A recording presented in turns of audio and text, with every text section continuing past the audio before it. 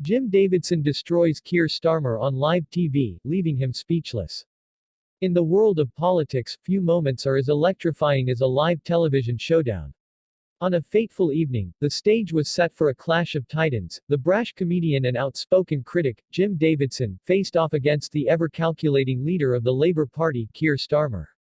Viewers settled in, unaware that they were about to witness a confrontation that would shake the political landscape and leave them gasping for answers. As the cameras rolled, the studio buzzed with anticipation. Davidson, known for his sharp wit and unfiltered opinions, had been vocal about his disdain for Starmer's leadership. The question on everyone's mind was, would he hold back? As the host introduced the segment, the tension in the room was palpable. Davidson's reputation as a provocateur loomed like a thundercloud, ready to unleash a storm. The initial exchange seemed cordial, with Starmer presenting his views on the current political climate.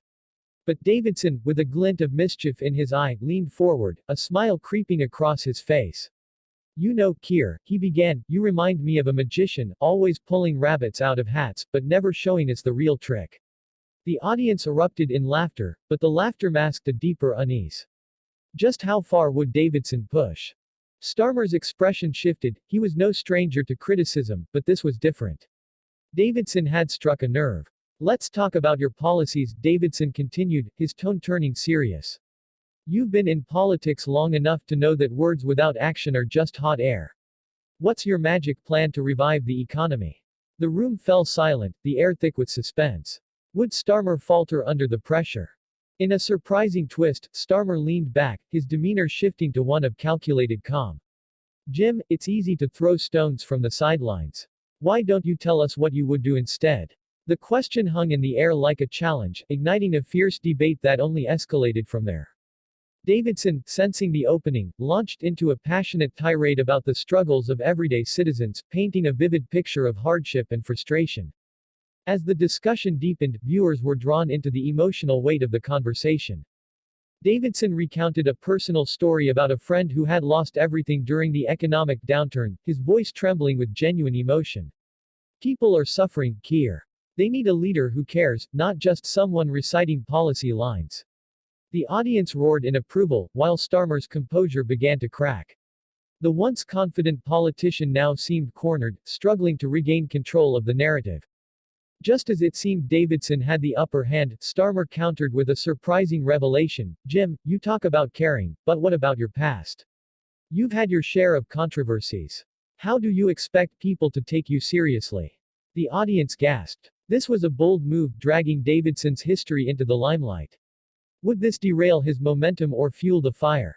Davidson, momentarily taken aback, quickly regained his footing. "You want to talk about my past?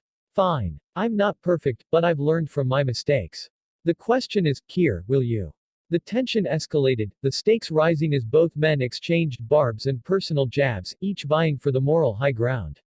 The audience sat on the edge of their seats, questions swirling. Who would emerge victorious? Could Starmer recover from this barrage of criticism? As the debate raged on, a palpable sense of unease settled in the studio. Davidson pressed on, his voice rising. "You're a lawyer, Keir, but you seem to be losing the case for the people." The audience erupted once more, but Starmer's expression hardened. He had to respond. Failure to do so would mean conceding defeat. With a steely gaze, Starmer leaned forward. "Jim, this isn't about me. This is about the future of our country. And if you think that shouting louder will make you a leader, you might want to reconsider." The room froze, the tension thick enough to cut with a knife.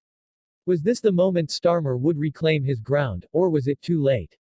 In a stunning turn, Davidson, sensing the shift in momentum, decided to pivot. "You're right, Keir. This is about the future. So tell us, what does your future look like for the people who need you most?"